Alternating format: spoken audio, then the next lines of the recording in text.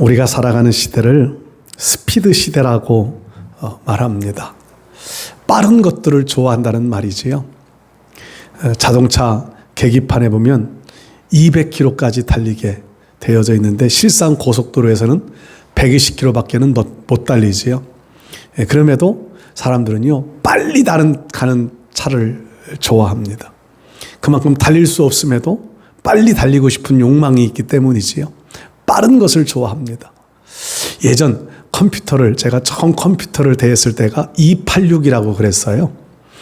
켜놓고 어디 가서 뭐 놀다가 와야 켜지는 그런 시대였는데, 지금은요, 딱 켜서 버튼 딱 누르면 그냥 다닥 하고 바로 켜지지요. 늦으면 못 견뎌요. 그 컴퓨터 사업이 그래서 많이 발달이 되는 많이 발전이 되어지는 것 같아요. 빠른 것을 좋아합니다. 전송하는 시간도 빠를수록 좋고, 핸드폰도 빨리 구동되어지는 것이 좋지요. 빠른 것을 좋아하는 시대입니다. 그러다 보니까 사람들이요, 마음속에 기다린다고 하는 것이 많이 약해지는 것 같아요. 기다려야 될 것들을 기다리지 못하는 것 같은 생각이 듭니다. 농사 짓는 분들은요, 농작물을 씨앗을 뿌려 놓으면 반드시 그 열매가 맺혀질 때까지 기다릴 줄을 압니다. 왜냐하면 그만큼 시간이 지나가야 되기 때문을 알기 때문이지요.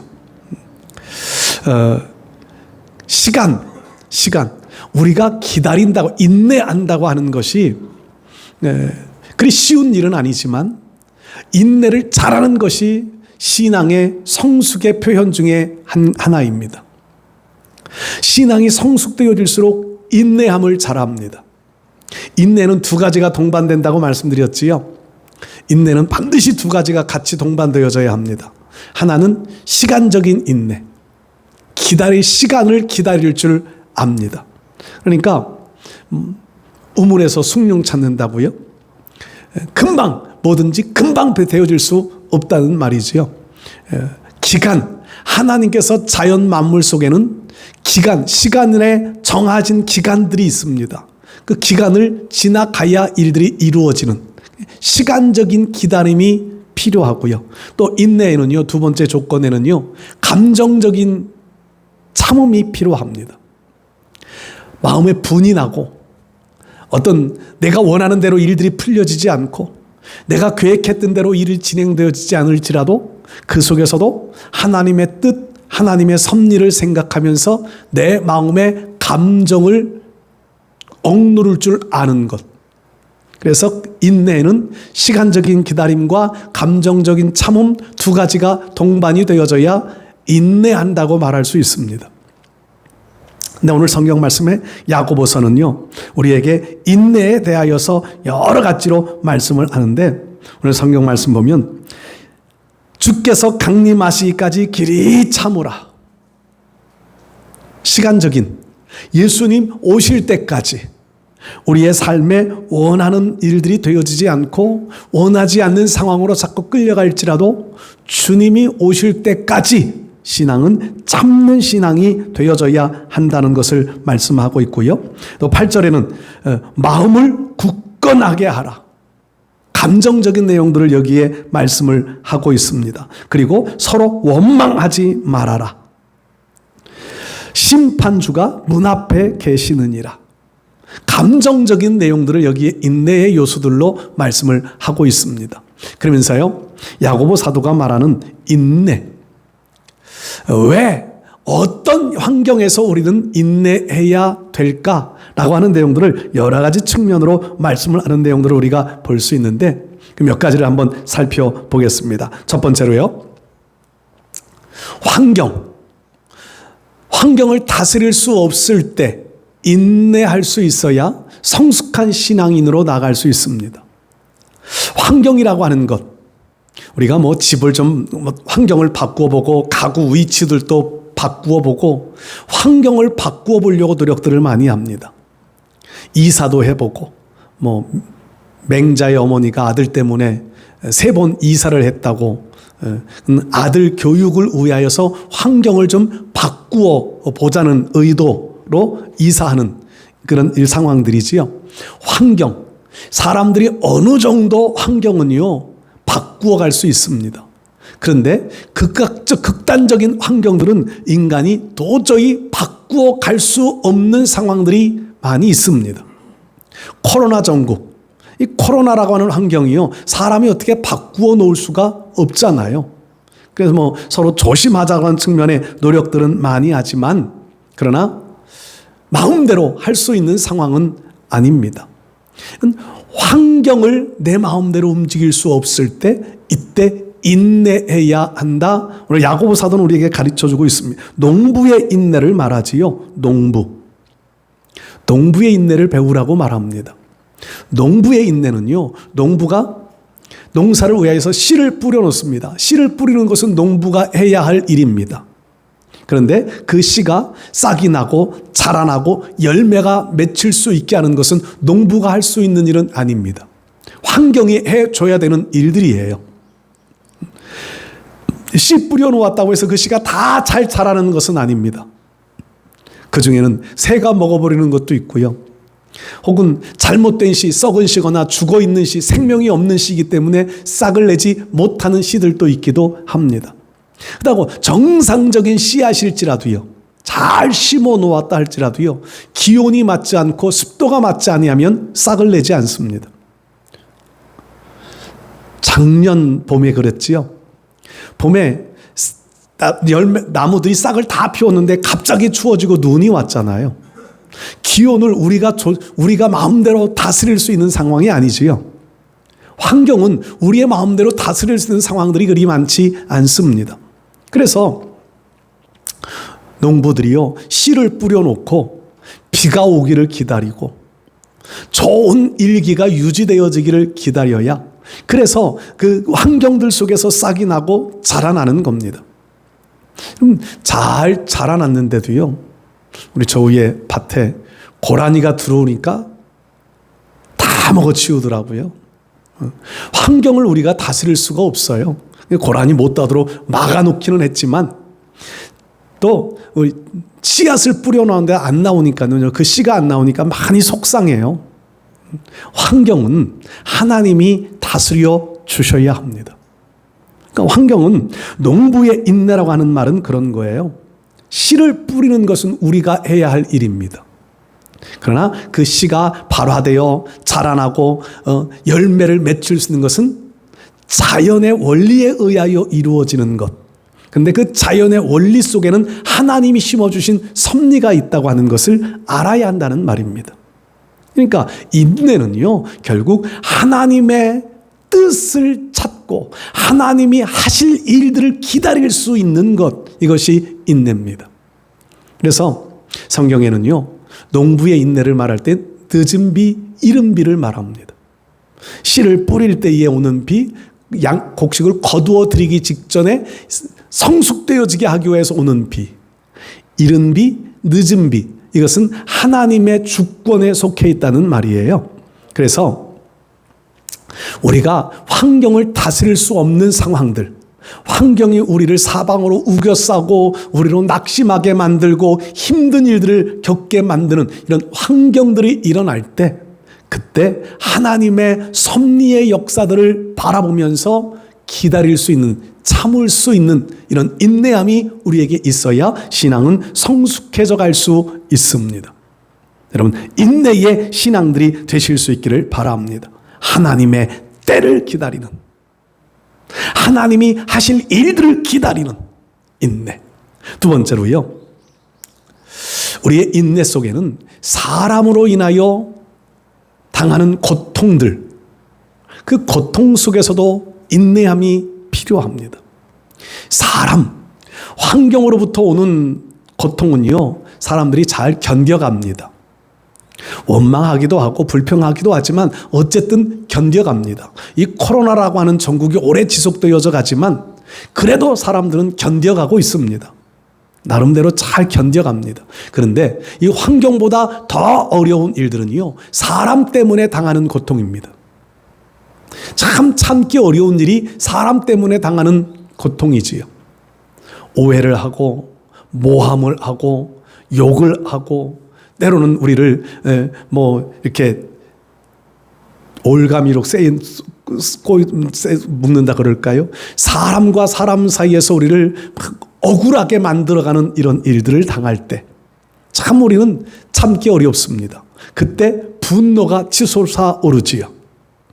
그때 인내하지 못하면은요, 지금까지 쌓아놓은 것들을 다 한꺼번에 뒤엎어 놓을 때가 많이 생깁니다.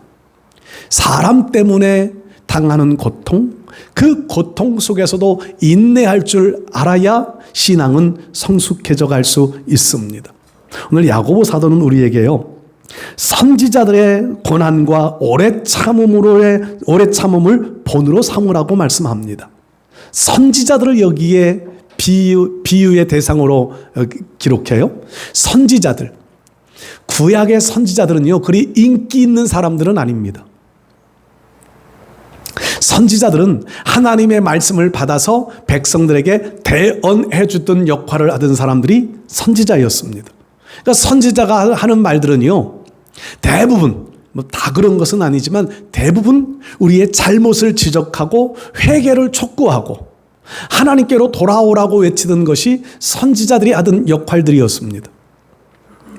한두 번, 좋은 소리도 한두 번 들을 때가 좋지 반복해서 들으면 싫다면서요.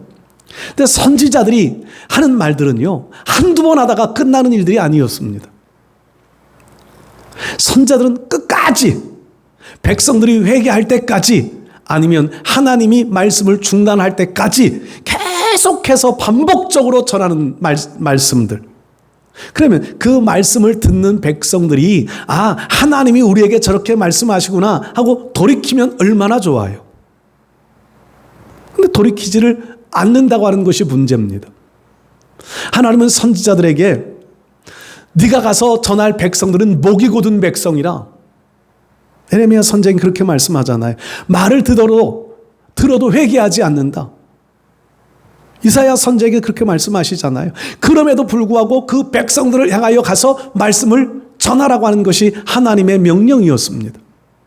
말씀을 받는 백성들이요, 회개하고 하나님 앞에 돌아오면 얼마나 좋아요. 에레미야 6장 말씀 보면 선지자들이 전하는 하나님의 말씀들을요, 백성들은 받아들일 때에 욕으로 받았다고 기록하고 있잖아요. 욕. 하나님이 우리에게 욕한다 이렇게 받아들이는 사람들이 회개할까요? 마음이 더 강팍해지는 거지요. 그러니까 선지자들을 죽음의 자리로 몰아가는 겁니다. 구약의 선자들, 많은 선지자들도 순교를 당합니다.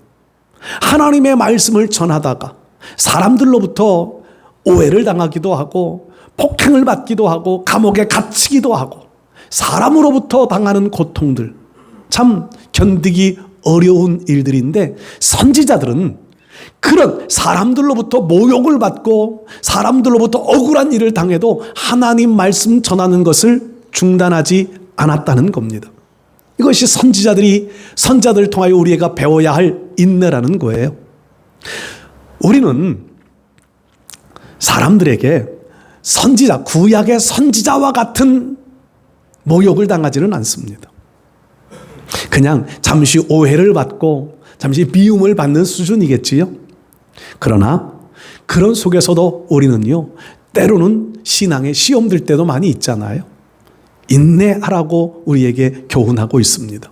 사람들로부터 받는 손가락질, 사람들로 받는 모욕들, 이런 것이 있을 때에도 우리가 하나님 편에 바르게 가고 있는지, 하나님 사랑으로 살고 있는지, 하나님 뜻에 맞추어 나아가고 있는지 우리 자신들을 돌아볼 수 있어야 하는 겁니다. 때때로 하나님께서는요, 우리를 훈련시키실 때에 사람들을 붙여서 훈련시키시잖아요. 사람들을 붙이세요. 좋은 사람들을 붙여서 우리를 훈련시키면 그것은 참 감사한 일입니다. 좋은 사람들을 붙여서 우리로 좋은 환경에 좋은 교육을 받을 수 있다고 하는 것은 참 감사한 일이에요. 그런데 때로 하나님은요, 우리에게 어려운 사람들을 붙여서 우리를 훈련시키실 때도 있다는 겁니다. 그때 우리 감정대로 다 한다면 인내함이 되어지지 못합니다. 이제 뒤에 욥에 대하여서도 성경은 말씀하고 있는데, 욥이 당하는 인내, 욥이 당하는 고난이요. 그 욥 친구들 4명의 사람들이 욥의 고난을 당할 때, 시련을 당할 때 위로하기 위해서 찾아와요. 위로해 준다고 찾아온 친구들이 욥에게 해주는 말들은요, 하나도 위로되어지는 말들이 없어요. 욥의 친구들의 입장에서만 성경을 읽을 때 욥의 친구들의 입장이 되어서 성경을 보면 욥의 친구들이 잘못되어진 말들이 없습니다.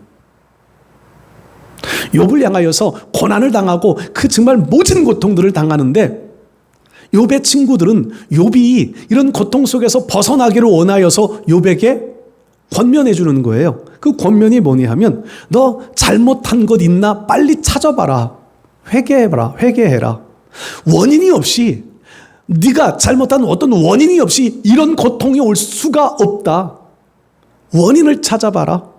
그래서 욥 친구들이 욥에게 하는 말들은요, 너의 이런 어려움이 찾아올 수밖에 없었던 원인들을 빨리 찾아서 회개해라, 이런 말들이거든요.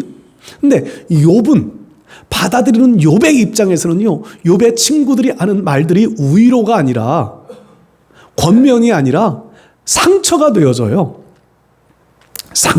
많은 상처를 받아요. 사람들로부터 당하는 고통들이지요.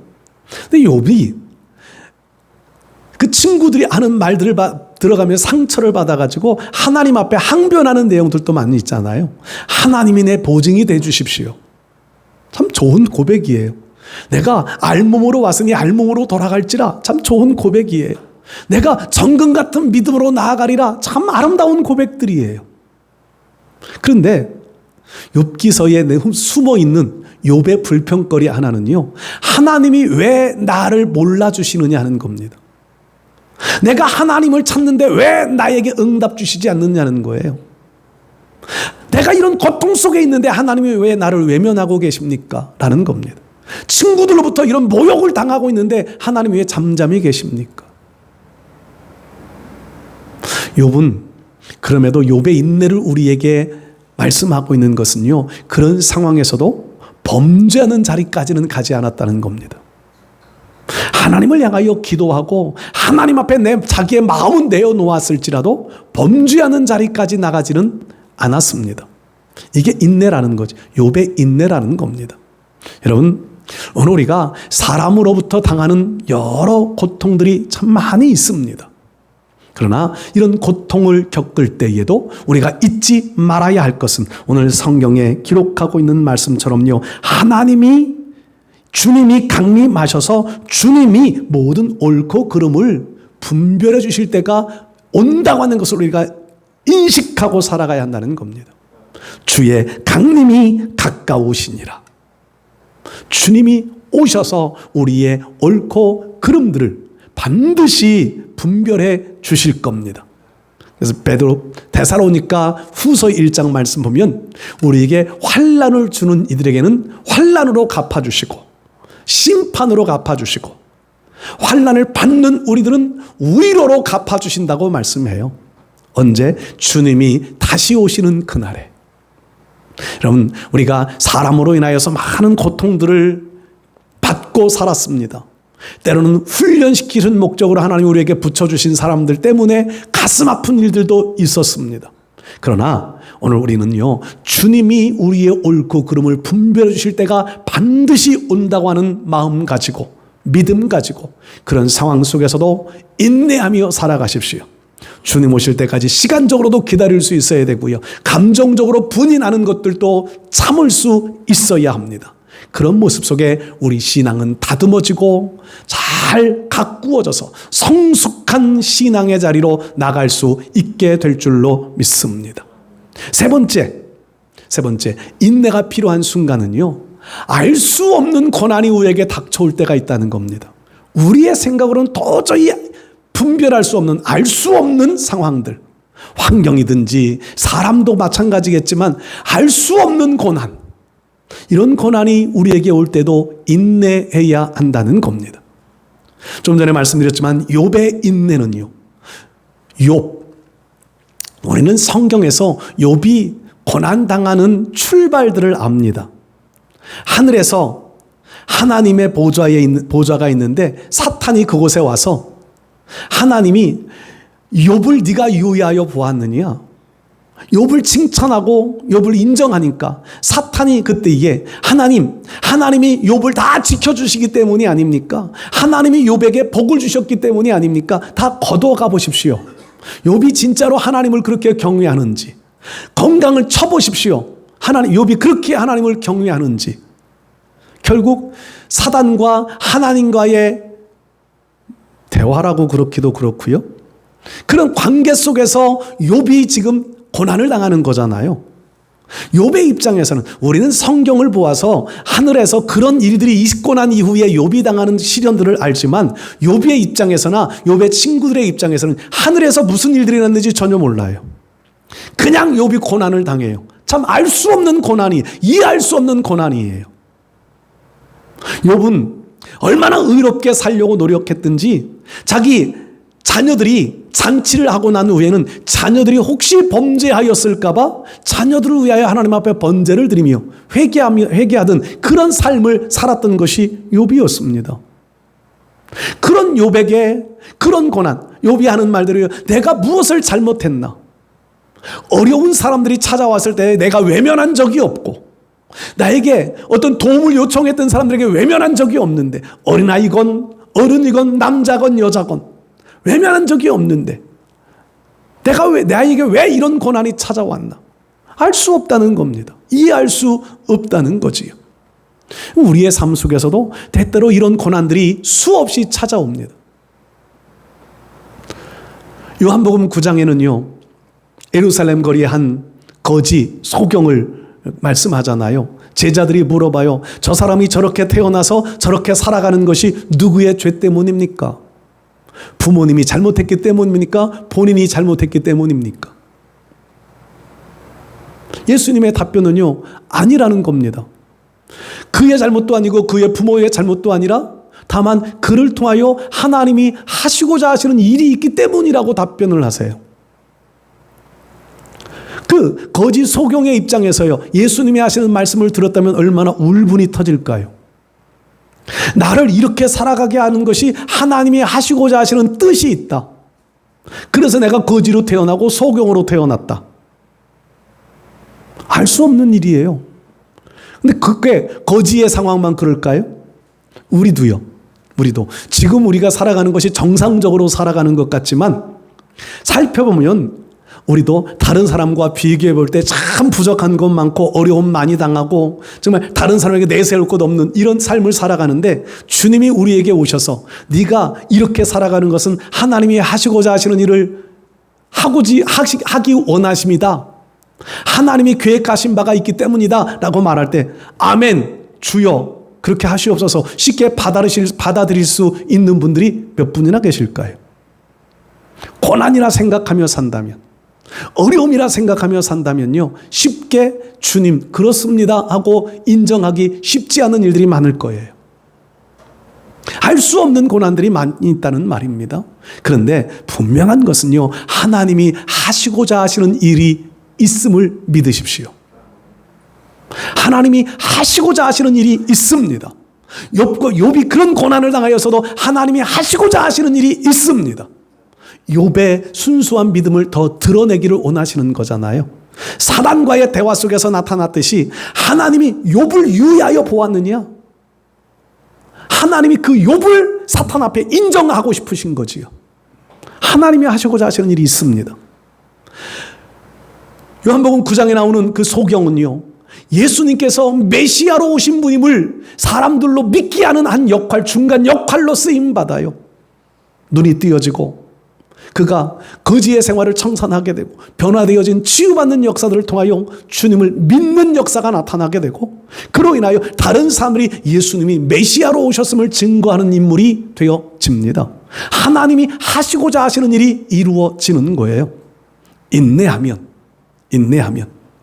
우리가 하나님께서 하시고자 하시는 일의 그 때가 되어지기까지 참고 기다리면 우리를 통하여서도 하나님은 하나님이 하시고자 하시는 일들을 반드시 성취하실 줄로 믿습니다. 문제는 우리가 인내하지 못하여서 그 자리를 박차고 혹은 그 일을 뒤엎어 엎어버려서 우리로 그 일들을 하나님이 이루지 못하여 촛대를 옮겨가게 하는 경우들도 많이 생긴다는 겁니다. 오늘 우리가 알 수 없는 고난을 당할 때, 이해할 수 없는 상황들을 우리가 만날 때에도 하나님이 하시고자 하시는 뜻이 있음을 알고 인정하고 묵묵히 그 때를 기다릴 수 있다면 하나님은 우리를 통하여서 영광을 나타내실 줄 믿습니다. 우리는 성숙한 신앙인의 열매를 맺어갈 수 있겠지요. 우리 사랑하는 성도 여러분들, 야고보서 사도는요, 인내하는 자가 복이 있다고 말씀합니다. 인내하는 자가 복이 있습니다. 실제로 인내하는 자가 복이 되어집니다. 하나님이 세워놓으신 자리에서 하나님이 맡겨주신 일들을 묵묵하게 그 일들을 감당하며 살다 보면, 소경, 예루살렘 거리에 있었던 그 소경이요, 묵묵히 그 자리를 지키며 살다가 결국 주님 만나 하나님이 하시고자 하시는 일을 이루어 눈을 뜨게 되어지고 거지 생활을 청산할 수 있었던 것처럼, 욥이 묵묵하게 알 수 없는 고난의 자리에서도 하나님 바라보며 의지하며 기다리다가 결국 하나님이 다 회복시키시고 갑절의 복으로 갚아주실 때가 있었던 것처럼, 오늘 우리가 우리가 마음대로 움직일 수 없는 환경의 상황 속에 놓일 때에, 때로는 우리가 정말 감당하기 어려운 사람들로부터 받는 아픔들을 당하고 있을 때에, 이해할 수 없는, 정말 우리가 어떻게 해결할 수 없는 상황 속에 놓여지는 이런 일들이 있을지라도 그 속에서 하나님이 하시고자 하시는 일들이 있음을 믿고 기다리면 반드시 하나님은 그 고난을 통하여 우리에게 인내를 통하여 복이 되게 만들어 주실 줄 믿습니다. 상황을 역전시켜 주셔서, 그 환경을 바꾸어 주셔서 하나님은 우리로 옳은 자리에 있었음을, 바른 길을 걸어왔음을, 하나님께서 그를 복된 사람이라 세워가실 때가 반드시 올 줄로 믿습니다. 인내의 신앙 통하여 성숙함의 신앙의 표현도 드러내고 하나님으로부터 인정도 받고 복의 자리로 나아갈 수 있는 우리 삶이 될 수 있기를 주의 이름으로 축복합니다.